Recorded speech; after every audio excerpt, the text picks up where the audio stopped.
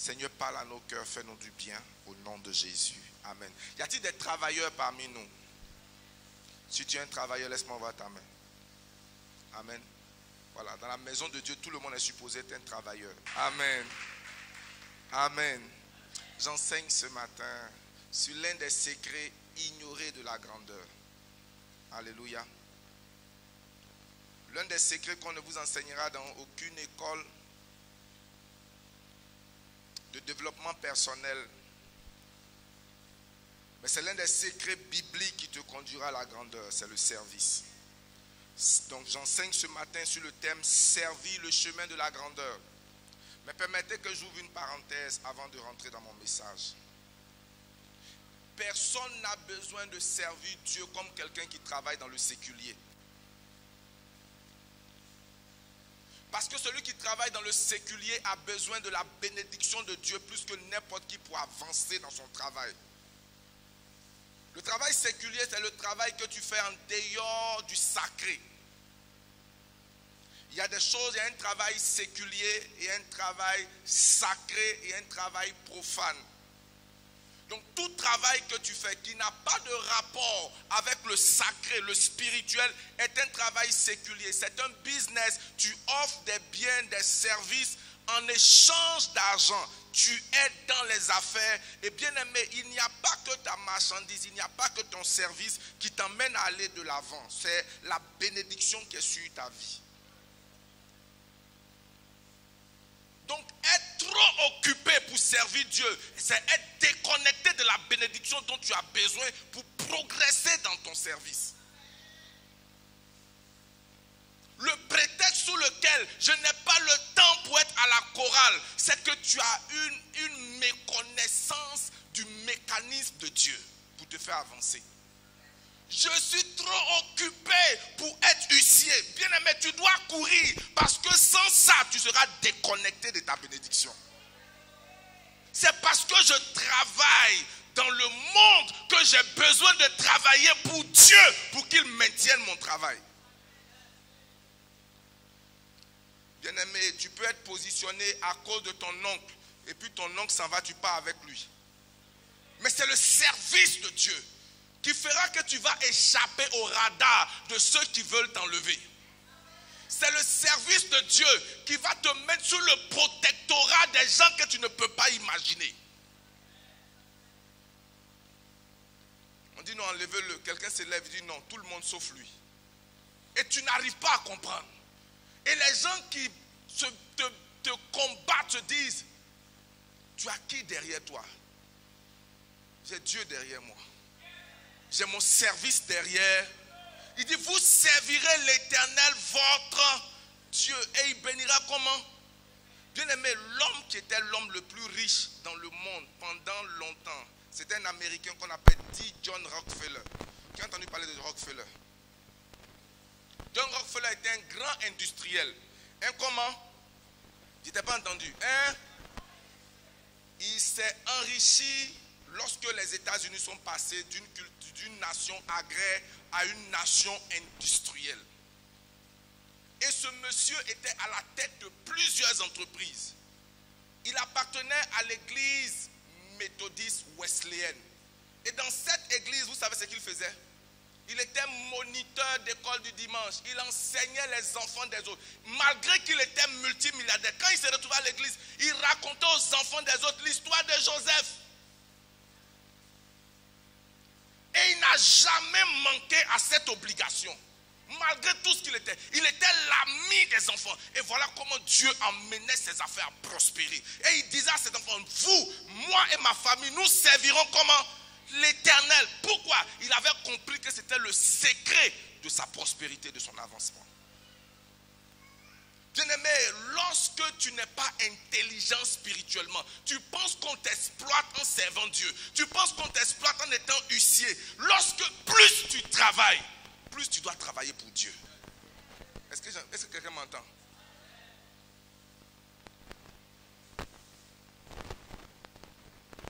Parce qu'il y a quelque chose, vous savez, ok, chaque trône est soutenu par un autel. Chaque fois que vous voyez quelque chose qui tient, il y a quelque chose qui tient ça. Est-ce que je peux parler? Chaque fois que vous voyez quelque chose qui fait comment? Qui tient, il y a quelque chose qui tient ça.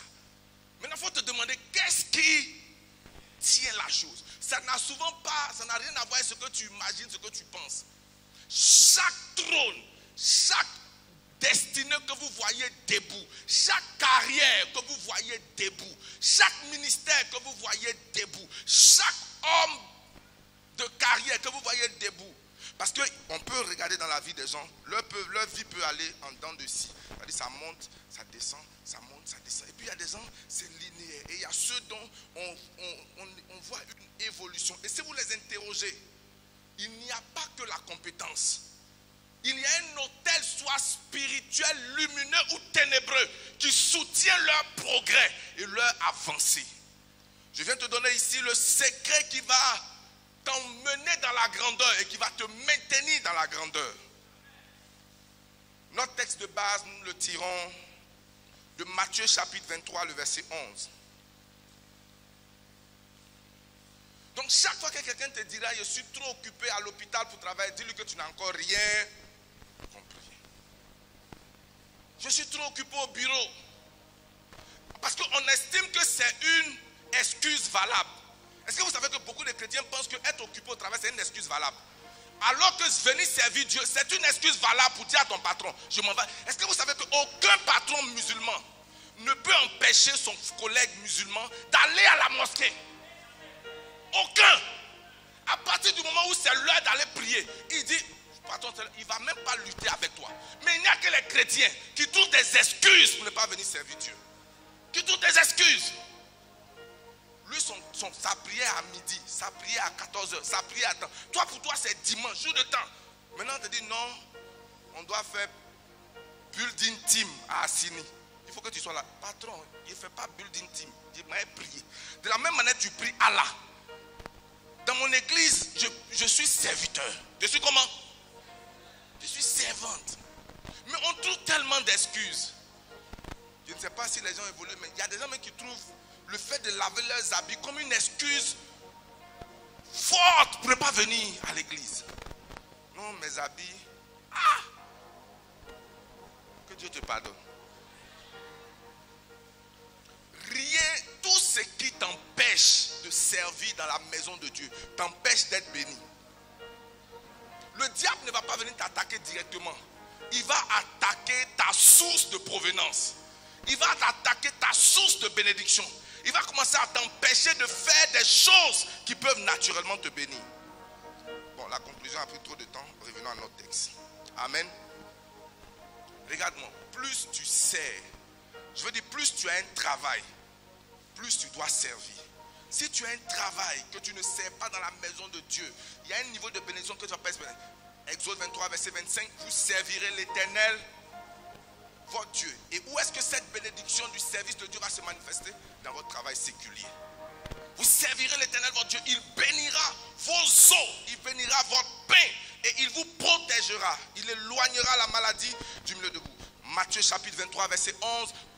Matthieu 23, verset 11. Le Seigneur Jésus déclare cette affirmation, faible du moins cette affirmation. Il dit, le plus grand parmi vous sera votre... Ce n'est pas seulement une prophétie, c'est une déclaration lourde de sens. Bien aimé, la grandeur est un désir inné. Tout le monde désire être grand. Dieu nous a créés pour être grands. Il nous a promis la grandeur et il a pourvu les bénédictions dans sa parole pour que nous parvenions à la grandeur. Si Abraham, notre père, est le père de la foi et que nous sommes considérés comme les fils d'Abraham, nous devons autant aspirer à la grandeur comme Dieu a promis la grandeur à Abraham. Dans le livre de Genèse chapitre 12, à partir du verset 1 et 2, le Seigneur fait cette promesse à Abraham. Il dit, quitte ton pays, quitte le lieu de ta famille et va dans un lieu que je te montrerai. Et il a dit, une fois arrivé là-bas, je rendrai ton nom grand. Dieu dit à Abraham, je rendrai ton nom comment? Et bien aimé, il y a longtemps que Abraham est mort, son nom est toujours grand.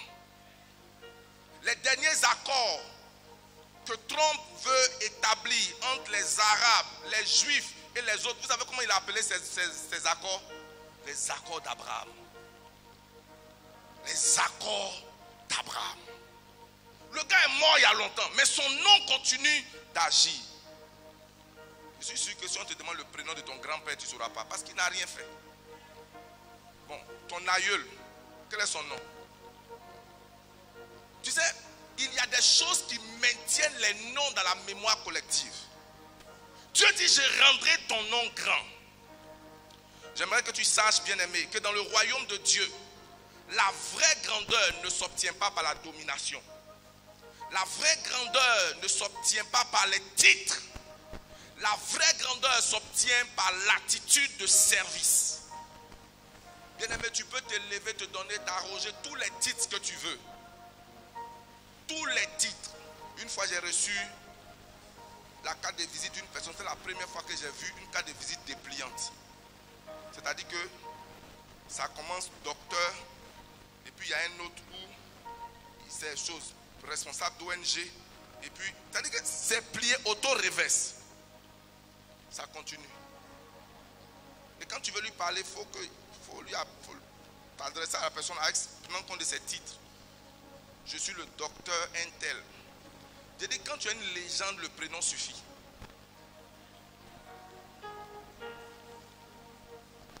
J'ai dit, quand tu as une légende, qu'est-ce qui suffit? Le prénom.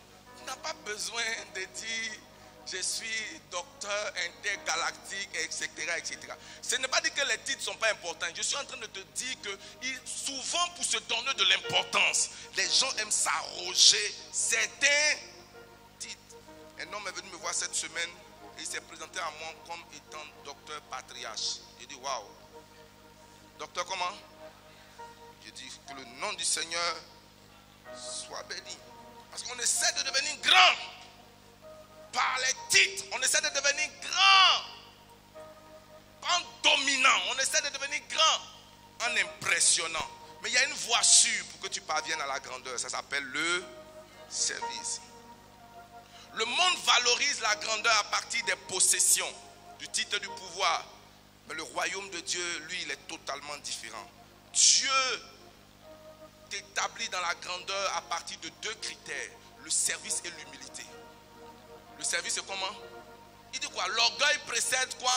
La chute. Tandis que l'humilité précède la gloire. Et la gloire est une composante de la grandeur. Tu ne peux pas être grand en échappant à la gloire. Je te vois grandir au nom de Jésus. Donc le royaume de Dieu, dans le royaume de Dieu, tu te lèves dans la grandeur par l'humilité. Car celui qui s'élève sera comment? Abaissé. Mais celui qui s'abaisse sera, je te vois être élevé au nom de Jésus. J'ai dit, je te vois être élevé au nom de Jésus. Marc chapitre 10. Marc chapitre 10, verset 43 à 45. Marc chapitre 10, verset 43 à 45. Y a-t-il des gens qui sont candidats à être élevés parmi nous? Je ne vois pas ta main. Y a-t-il des gens candidats à la grandeur? Je vois Dieu t'élever au nom de Jésus. J'ai dit, je vois Dieu t'élever au nom de Jésus. Marc chapitre 10, à partir de verset 43. Il n'en est pas de même. Commençons à partir de verset 42 pour un peu plus de clarté. Jésus appela et leur dit, vous savez que ceux qu'on regarde comme les chefs des nations font comment?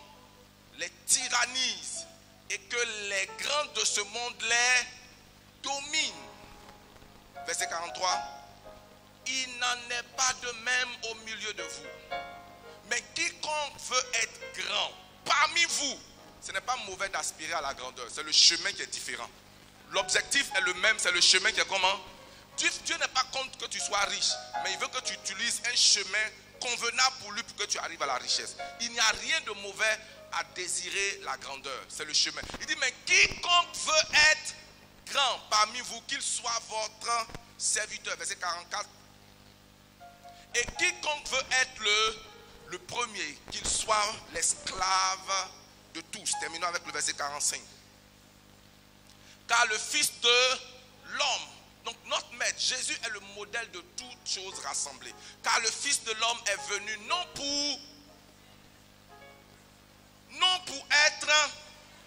Jésus n'est pas venu pour être un gars, quand il passe, il a plein de repères autour de lui, les gens chantent, c'est le nom. Il dit, il est venu pour être comment? pour servir et non pour être servi. En donnant sa vie en rançon pour tout le monde. Si Jésus, le roi des rois, a choisi de laver les pieds de ses disciples, c'est vrai, en nous enseignant un mystère, mais en nous enseignant également une vérité, il faut que nous aussi, qui aspirons à la grandeur, nous passons par le chemin de Christ. Vous savez, il y a quelque chose concernant la route et le chemin. C'est que chaque chemin mène à une certaine destination. À partir du moment où tu maîtrises le chemin, tu peux être sûr que tu atteindras la destination. La Bible dit de Moïse que l'Éternel révéla ses voies à Moïse et par conséquent les actes étaient garantis. Tu ne peux pas arriver à un endroit où tu ignores le chemin, sauf si tu y arrives par accident. Mais bien aimé, tu vas arriver avec certitude là où Dieu t'emmène au nom de Jésus. Le service est très important. Pourquoi? Parce que le service prépare ton cœur et prépare ta destinée. Service, c'est se détacher de soi-même pour devenir utile à Dieu et devenir utile aux autres. Le service te révèle ta capacité d'obéir. Le service révèle ton niveau de fidélité. Le service révèle ton niveau de persévérance. Comment je le sais? Luc chapitre 16, verset 10 à 12 dit, celui qui est fidèle dans les moindres choses, l'est aussi dans les grandes. Bien-aimé, dans chaque entreprise, on fait ce qu'on appelle une évaluation. Et l'évaluation du Seigneur, c'est que les hommes ne se comportent pas différemment quand ils grandissent. Tu peux évaluer ce qu'ils feront plus tard parce qu'ils font aujourd'hui. Si tu n'es incapable de servir dans les moindres choses, en grandissant, tu grandis avec les mêmes manquements. Si tu es incapable de donner la dîme de 10 000 francs, qui est combien? 1000 francs. Comment tu penses que tu peux payer la dîme de 100 millions, qui est combien? 10 millions. Donc c'est ta capacité à être fidèle dans les petites choses. Donc Dieu va toujours te tester avec les petites choses. Joseph a été serviteur dans la maison de Potiphar. Puis il allait en prison. Et il a fini au palais. En fait, chaque fois qu'il servait, il était en train d'être testé pour le prochain niveau. La maison de Potiphar, la prison, et finalement, où ça? Le palais. Je te vois arriver au palais au nom de Jésus. J'ai dit, je te vois arriver au palais au nom de Jésus. Servir, c'est construire sa capacité à diriger demain. Bien-aimé, tu ne peux pas devenir grand accidentellement. Tu deviens grand en servant. Est-ce que je peux commencer mon message? Est-ce que je peux commencer mon message maintenant? Luc chapitre 16, verset 12. Luc chapitre 16, verset 12.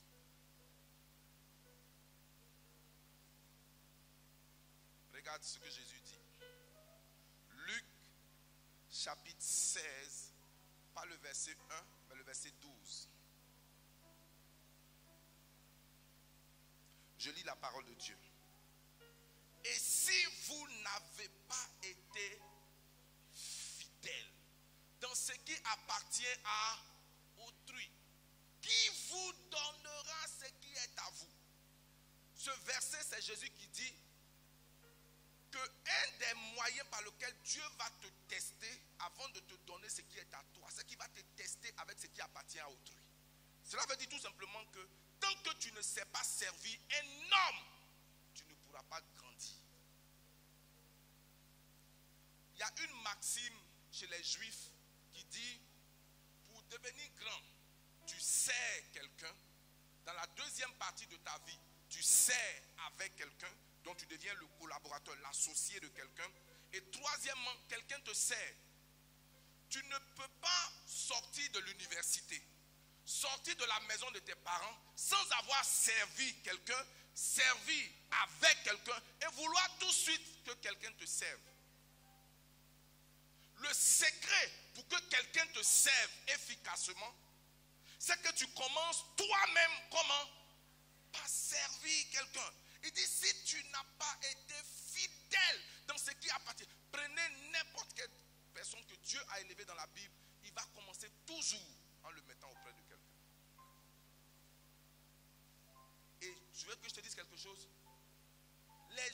envers qui Dieu emmenait des personnes pour tester leur service n'étaient pas des personnes parfaites. Servir les hommes, même imparfaits, est une école de formation divine. Servir Dieu, c'est servir souvent des hommes qu'il a établis. Colossiens chapitre 3, verset 23 à 24, vous connaissez le texte. Ce n'est pas la perfection du maître qui te forme, mais c'est ta fidélité dans le service. Regardez Josué. Vous savez qu'autour de Moïse, Josué n'était pas celui qui était le mieux positionné. Il y avait des compétiteurs autour de lui. Ils étaient 12. Le chiffre 12, c'est le chiffre du gouvernement. Jésus avait 12 disciples. Également, Moïse avait 12. Ça fait partie des 12 espions qu'il a emmenés. Écoute-moi. Et voici autour de Moïse de potentiels héritiers. Mais regardez comment Moïse lui-même appelle Josué. Exode 23, verset 13. Exode 23, verset 13.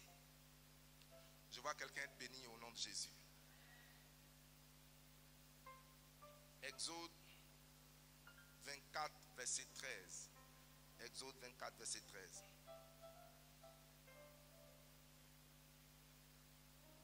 Moïse se leva avec Josué qui... Il ne servait pas Dieu. Il servait qui?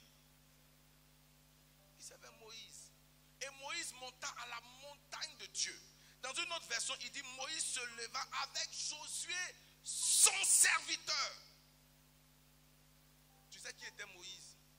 Hervé. Moïse était un grand coléreux. Moïse, le trait de caractère de Moïse, ce n'est pas le genre de colère qui crie sur les gens. Le genre de colère de Moïse tue. Moïse avait une très grande énergie où si tu ne l'attrapes pas, il va tout gâter. Vous savez, quand Dieu vous met auprès d'un leader imparfait, ce n'est pas pour révéler ses défauts, mais pour couvrir ses défauts et protéger ses défauts. Moïse était naturellement un gars colérique. Moïse commettait des erreurs. Je peux vous dire quelque chose. L'une des grandes bénédictions dans la vie de l'évêque Oyedepo, c'est son épouse et le bishop Abioye. Pourquoi? Voici deux pôles froids pour refroidir un homme qui a une colère débordante. L'évêque Oyedepo, quand il se fâche, tu peux entendre sa voix au complexe. Mais Dieu a mis auprès de lui une femme qui couvre à cause d'une grande douceur. Chérie, calme-toi. C'est là le service. Quand tu comprends que voici quelqu'un qui a un mandat de Dieu en lui. Voici quelqu'un qui a l'onction de Dieu sur sa vie. Mais la colère peut ruiner sa vie. Alors je viens auprès de lui pour le servir de quelle manière? Dans là où il ne peut pas tenir. Et l'évêque Abioye, tu sais que j'ai été pasteur pendant 16 ans dans ce ministère. Souvent des prédications finissent, homme de Dieu. Quand on se retrouve dans les chambres, tout le monde est gonflé à bloc. Que chacun va partir avec une partie de ce ministère. Le monsieur se prend pour qui? Et tout le monde a les yeux sur Bishop. Quand Bishop Abioye va prendre la parole, avec son attitude et sa voix, je tiens à vous dire, mes frères, mes fils, que vous êtes au bon endroit. Un homme de Dieu n'est pas un homme sans défaut. Je veux que nous prions pour notre Père. Bien-aimé, il aurait fallu qu'il dise Alléluia. Faites ce que vous voulez faire. Faites comment?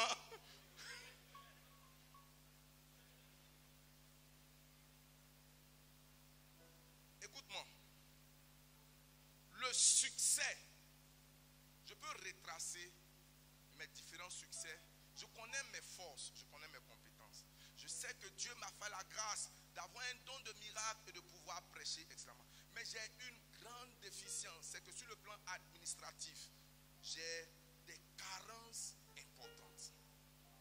Et quand j'arrive au Cameroun, monsieur, et je salue sa vie, il s'appelle Pasteur Jean. Il avait étudié dans de grandes écoles. Il est venu auprès de moi pour me servir. Mais me servir de quelle façon? Bien aimé, si je ne sais pas écrire, et puis, enfin, c'est vrai que je documente mes propres choses, mais garder les informations de l'église, les records, les reçus, toutes les choses. Pourquoi j'ai reçu 8 missions d'audit sans jamais être renvoyé ou chassé? Parce qu'il y avait quelqu'un qui marchait derrière moi. Dès que je sors, il dit au chauffeur, envoie-moi le reçu. Il écrit. La première fois que j'ai reçu un auditeur, je tremblais. Bien aimé, je tremblais. Je suis rentré dans le bureau du pasteur Jean. J'ai dit, pasteur, on est foutu. Il dit, patron, tu n'es pas foutu. J'ai dit, comment ça? Il dit, ne crains rien. J'ai dit, pasteur, on n'a rien gardé. Il dit, j'ai dit, ne crains rien. Il dit, comment ne crains rien? Il dit, tout est en ordre. Bien aimé, le monsieur demande tant. Parce qu'il sort, il prend le classeur, il sort. Il demande, on veut, oui, vous avez payé tel ordinateur, où est le reçu? Parce que je dis, attends. Bon, vous avez déposé tel argent à la banque, où est le... Là. Bien aimé, j'étais là. Quand l'auditeur est parti, il dit, pasteur, que Dieu te bénisse. Que Dieu fasse comment? Ok. Imaginez-vous que nous tous, on vient compétir sur la prédication, où je suis déjà fort. Maintenant, là où on a besoin de quelqu'un pour ranger les chiffres, là, il n'y a personne là-bas. Tu ne peux pas servir et puis être un Absalom. Vous savez, Absalom, c'était le fils de David. Et David, c'est un bon leader, mais David, c'était un broussard. David, c'était comment? David a grandi au quartier. C'est-à-dire que c'est un gars, il a grandi à la psychologie. Et tu vois un peu. C'est-à-dire qu'on le prend de la psychologie, on l'emmène quelque part.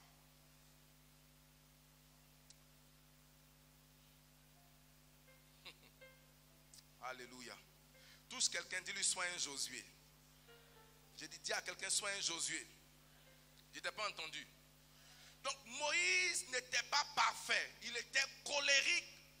Et souvent il manquait de foi. Je peux te dire quelqu'un d'autre?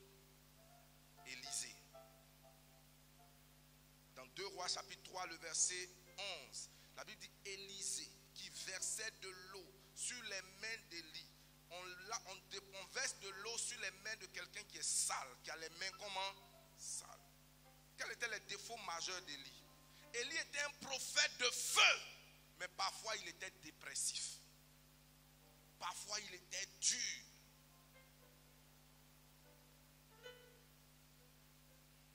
Élie, un jour des enfants se sont levés pour se moquer de lui à cause de sa calvitie. On dit tu es chauve, tu es chauve. Il s'est levé, il n'a pas vu que c'est les enfants. La Bible dit il les a maudits, des lions et des ours sont sortis, ils ont mangé les ours. Élisée dit attends, je vais rester à côté du gars là pour calmer un peu ses ardeurs. Amen.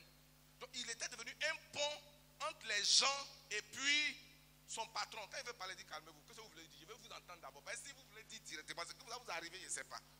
Dis amen avec moi. Élisée est resté soumis, loyal et disponible envers un leader imparfait. Il ne disait pas qu'il servait Dieu. Écoute-moi bien. Il servait qui? Élie. Et le résultat, je vais te le donner. Voyons quelqu'un, David et Saül. David et Saül. 1 Samuel chapitre 16, verset 21.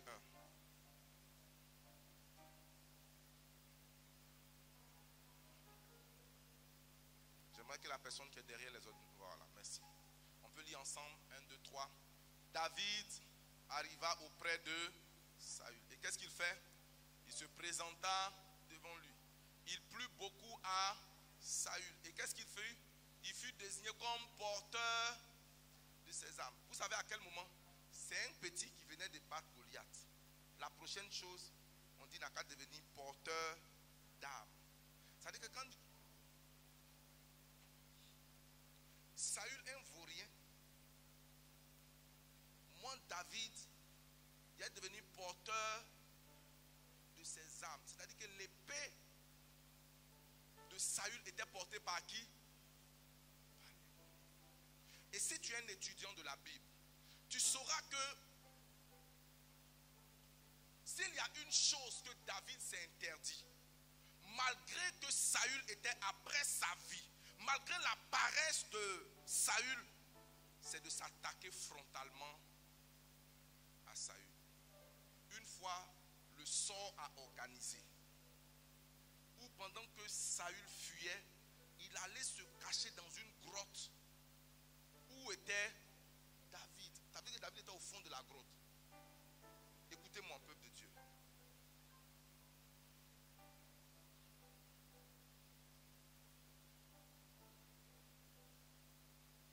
C'est un serviteur de David qui allait couper le manteau pour venir montrer à David que ton ennemi, voici, j'ai son nom.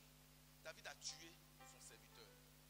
Il a dit, tu n'as pas eu peur de t'attaquer à loin de Dieu. Bien aimé, il n'y a aucun raisonnement logique dans ce que David était en train de faire. Mais David avait compris le principe spirituel selon lequel tu ne sers pas un leader parce qu'il est parfait. Et pour accéder à la grandeur, Dieu va te mettre sous des personnes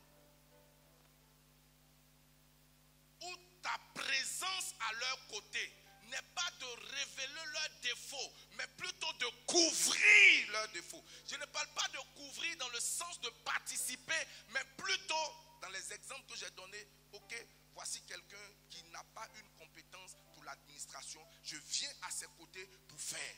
Est-ce qu'on est ensemble?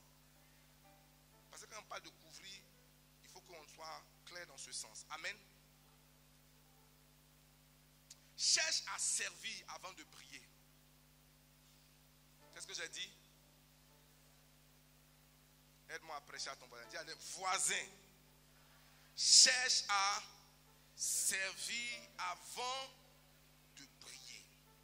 Demande à Dieu où, qui et comment tu peux servir avec fidélité. Il arrivera des temps où Dieu va t'envoyer lui-même vers des gens. Il dit, va auprès de telle personne et sers-le. Sers-le. Comme Josué a servi Moïse. Malgré que ses frères et ses sœurs se sont attaqués à lui. Qu'est-ce qui s'est passé? Vous savez que Aaron et Myriam, même pas Aaron, Myriam en particulier, elle s'est élevée comme son petit frère. À juste titre. Qu'est-ce que j'ai dit? À juste titre. Parce qu'il a pris une femme éthiopienne. Dieu a dit dans sa parole qu'il ne doit pas prendre une femme éthiopienne. Il a pris une femme éthiopienne. Elle a commencé à se plaindre de cela. Et Dieu va la frapper de lèpre en lui disant, ce qui se passe entre mon serviteur et moi, laisse-moi régler ça entre lui et moi. Tu n'as pas le droit de mettre ta bouche à l'intérieur.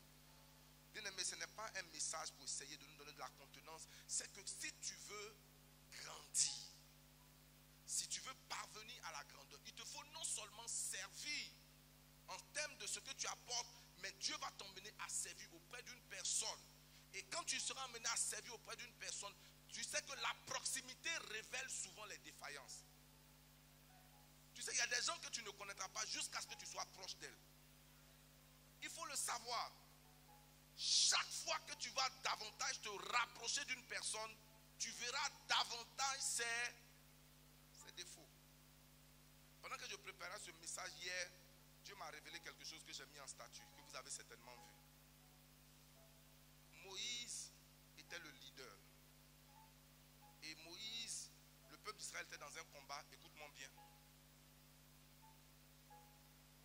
Je vais demander à pasteur Élisée et pasteur tous les deux venir. Et puis pasteur, il est ce docteur. Le lion blanc vient. Regardez ce qui se passe. Le peuple d'Israël est en train de combattre dans la vallée. Et pendant qu'ils se battent dans la vallée, ils ont constaté quelque chose.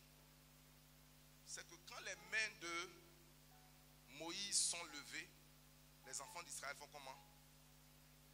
Ils remportent la victoire. Mais quand ces mains sont baissées, qu'est-ce qui se passe? L'ennemi a le dessus. Donc, qu'est-ce qu'il faut faire? Il faut maintenir les mains du leader. C'est-à-dire que si toi, tes mains sont levées, il n'y a pas d'impact. C'est les mains du leader qui ont besoin de... Ça va, mon fils? C'est les mains du leader qui doivent être...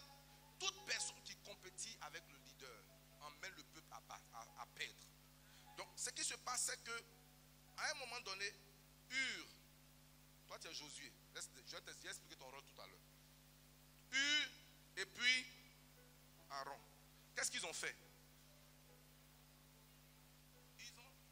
Viens, ok, Josué, viens attraper le micro. Non, attrape le micro. Ils ont fait comment? Pour ne pas que ses mains tombent et qu'ils ne sentent pas la fatigue. Alléluia. Quel était leur rôle? De faire comment? Oh, vous savez que pour que les mains soient debout, les aisselles soient à côté. Amen.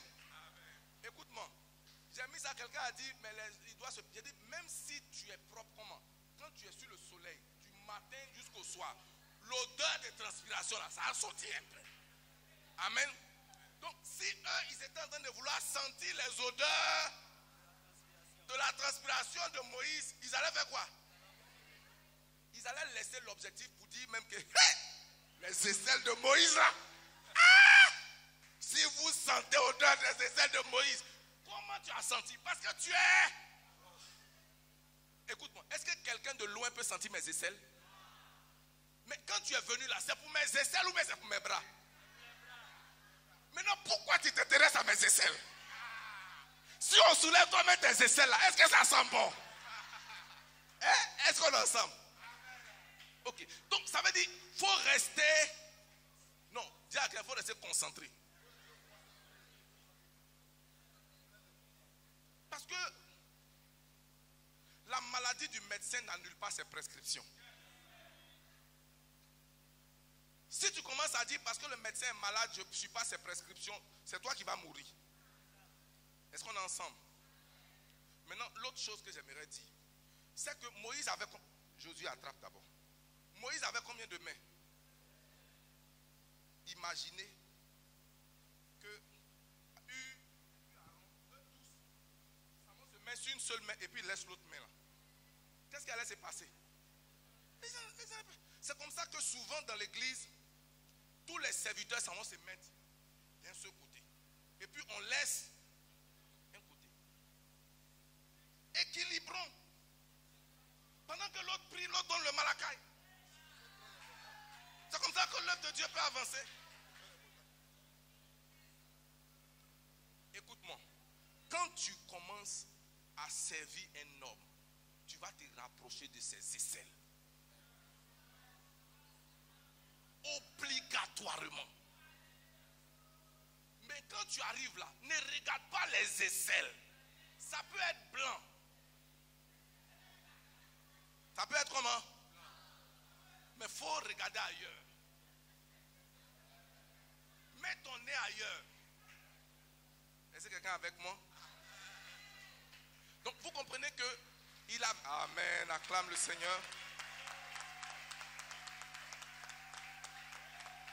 Regarde, soyons sérieux, soyons sérieux.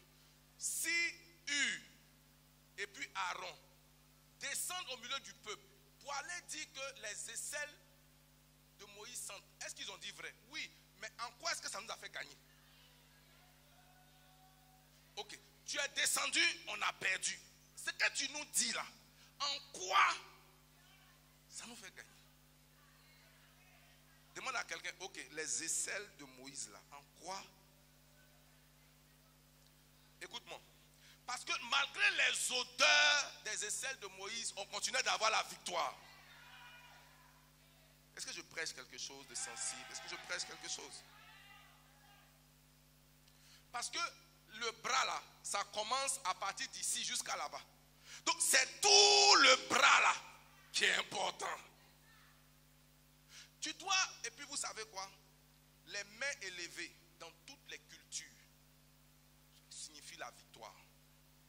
Quand quelqu'un remporte les habits en boxe là, comme ça on fait, on lève la main. Quand quelqu'un marqué un but, qu'est-ce qu'il fait? Donc, ça veut dire maintenir la personne dans la victoire malgré ses défauts. Venir assister quelqu'un pour que ses bras soient maintenus dans la victoire. Et les mains naturellement s'épuisent. Vous savez quoi? Quand eux, ils ont soutenu avec les mains et qu'ils ont vu que eux-mêmes commençaient à se fatiguer, ils ont pris des morceaux de pierre pour s'asseoir et soutenir. Si tu as été... Merci. L'autre personne qui était derrière lui, dont on a... c'est Josué. Josué se tenait derrière lui parce que s'il se voit aussi, il peut tomber. Dis Amen. Donc il y a un Josué qui est derrière. Et tout cela servait Dieu auprès de Moïse. Mais vous allez voir que Dieu va élever parmi les nombreuses personnes qui étaient autour de Moïse, Josué. Sur la base de quoi? Dieu lui-même va dire à Josué, lève-toi, Josué, fils de Nun, serviteur de Moïse. Moïse est mort, lève-toi et fais rentrer le peuple là. Merci. On peut acclamer le Seigneur. Mais avant cela, il faut comprendre qu'à un moment donné, Moïse a imposé les mains à Josué. Et la Bible dit, Josué fut rempli de l'esprit de sagesse. Pourquoi? Parce que Moïse avait posé ses mains sur lui. Terminons. Pourquoi Dieu permet-il de servir les hommes imparfaits? Premièrement, pour tester ton cœur. Vas-tu murmurer ou rester fidèle? Vas-tu critiquer ou continuer d'apprendre? Deuxièmement, pour te former au leadership. Lorsque tu sers auprès d'un leader imparfait, tu apprends ce qu'il faut faire et aussi ce qu'il ne faut pas faire. Lorsque tu apprends auprès d'un leader imparfait, tu apprends de ses forces et en même temps tu apprends de ses faiblesses. Pour que au temps où Dieu t'élèvera, tu puisses capitaliser entre ce qu'il a fait de bien et corriger ce qu'il faisait de mal. Tu ne peux pas dire que lui là c'est mon père, donc tu avales tout ce qui est bon, tout ce qui est mauvais. Non. Tu apprends auprès d'une personne en écrivant que Seigneur, je ne vais pas critiquer, mais si tu me donnes l'opportunité de servir, voilà ce que je ferai.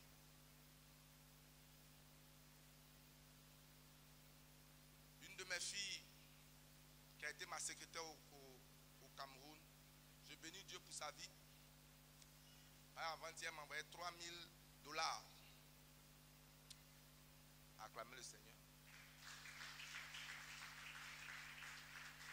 Ok, en fait, Madame Caroline Rome me rendait un témoignage.